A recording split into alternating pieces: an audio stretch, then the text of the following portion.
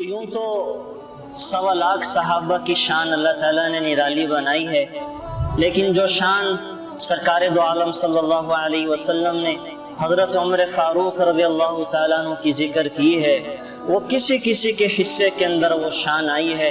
1.25 لاکھ صحابہ میں سے 1.25 لاکھ صحابہ میں سے حضرت عمر وہ واحد صحابی ہیں جنہیں سرکار دو عالم صلی اللہ علیہ وسلم نے اللہ سے مانگ کے لیا ہے۔ آپ علیہ السلام کی مراد ہیں، کسی کے لیے سرکار دو عالم صلی اللہ علیہ وسلم نے اتنی التجائیں کر کے اللہ سے دعا نہیں کی ہے، کسی کو اس طرح نہیں مانگا ہے جس طرح حضرت عمر فاروق کو آپ علیہ السلام نے اللہ سے مانگا ہے، اور اللہ نے بھی میرے نبی کی دعا کی لاج رکھی اور حضرت عمر کو اس دعا کے اگلے ہی دن لا کے سرکار دو عالم صلی اللہ علیہ وسلم کا غلام بنا دیا۔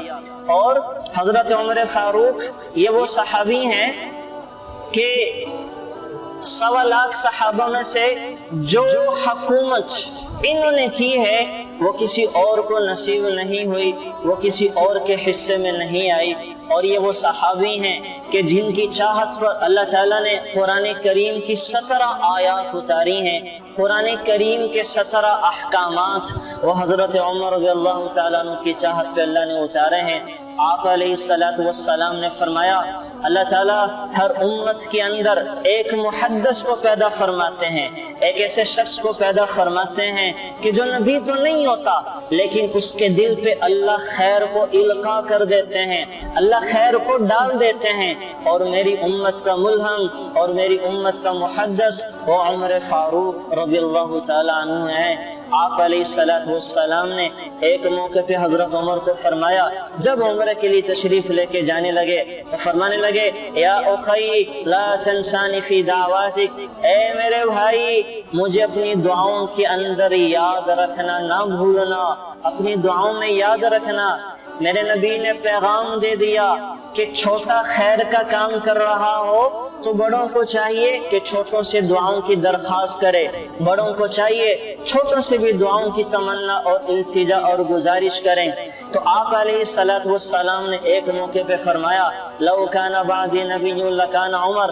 اگر میرے بعد اللہ کسی کو نبی بناتے تو وہ عمر کو نبی بناتے، اگر میرے بعد اللہ کسی کو نبی بناتے تو وہ عمر کو نبی بناتے۔ مطلب یہ ہے یعنی حضرت عمر رضی اللہ تعالیٰ عنہ وہ شخصیت ہیں کہ جن میں اللہ تعالیٰ نے صفات نبوت پیدا فرما دی تھی، نبوت کی ساری خوبیاں وہ حضرت عمر کے اندر پیدا فرما دی تھی۔ یعنی ایک نبی میں جو جو خوبیاں ہونی چاہیے، جو جو صفات ہونی چاہیے، وہ تمام خوبیاں اور وہ تمام صفات اللہ تعالیٰ نے حضرت عمر کے اندر پیدا فرما دی تھی، لیکن نبوت عطا نہیں فرمائی۔ اسی لیے سرکار دو عالم صلی اللہ علیہ وسلم فرمایا کرتے تھے لو کان بعدی نبی لکان عمر، اگر میرے بعد کوئی نبی ہوتا تو وہ عمر نبی ہوتے تھے۔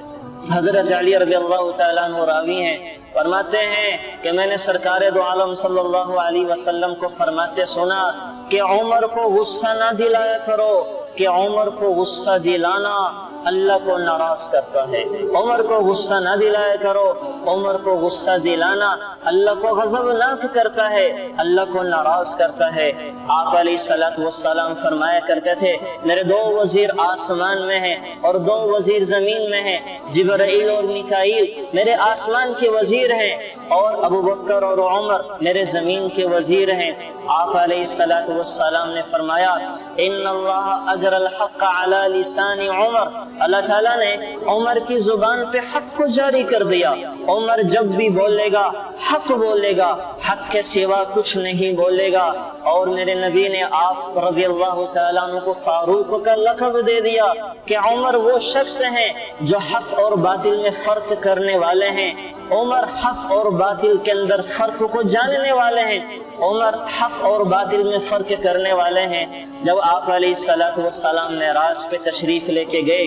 تو آپ علیہ السلام نے بڑا حسین و جمیل محل دیکھا، سفید موتیوں کا محل دیکھا، فرشتوں سے سوال کیا کس کا ہے؟ کہنے لگے قریشی جوان کا ہے، قریشی جوان کا ہے۔ آپ علیہ السلام سمجھے کہ میرا ہے، محل میں تشریف لے کے جانے لگے تو فرشتوں نے کہا یہ آپ کے غلام عمر کا ہے. تو آپ علیہ السلام نے حضرت عمر کو جب یہ واقعہ سنایا تو فرمانے لگے میں نے تمہارا محل دیکھا تھا اور میں اندر جانے لگا لیکن مجھے تمہاری غیرت یاد آ گئی. حضرت عمر رو کے فرمانے لگے یا رسول اللہ اب میں آپ پر بھی غیرت کھاؤں گا. تو بے شمار فضائل ہیں، بے شمار مناقب ہیں جو آپ علیہ السلام نے حضرت عمر کے ذکر فرمائے. اس سے بڑھ کے کیا ہوگا کہ حضرت عمر مراد رسول ہیں. 1.25 لاکھ صحابہ میں سے حضرت عمر کو آپ علیہ السلام نے اللہ سے مانگ کے لیا ہے. اس سے بڑھ کے کیا فضیلت ہوگی کہ میرا نبی فرما رہا ہے اگر اللہ میرے بعد کسی کو نبی بناتے تو عمر کو بناتے. تو بہرحال حضرت عمر کی شان اللہ تعالیٰ نے بڑی نرالی بنائی ہے. بہرحال اللہ تعالیٰ ہمیں ان حضرات کے نقش قدم پہ چلنے کی توفیق نصیب فرمائے. Thanks for watching. Please subscribe, like, share Mufti Sufyan.